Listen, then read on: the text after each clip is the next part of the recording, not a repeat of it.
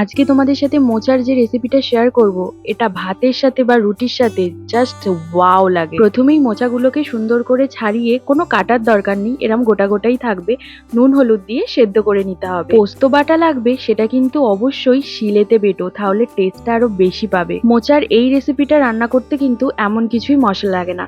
প্রথমে কড়াইতে তেল দিয়ে পেঁয়াজটাকে দিয়ে হালকা নুন দিয়ে অল্প একটু ভেজে নিতে হবে। এই যে এইরকম লাল লাল মতন হবে, তখনই কিন্তু সিদ্ধ করা মোচাটা দিয়ে দেবে।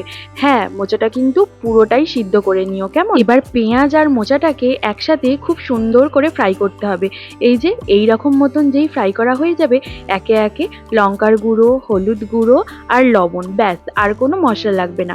এটা দিয়ে হালকা নাড়াচাড়া করে নেবার পরই কিন্তু পোস্ত বাটাটা দিয়ে দেবে।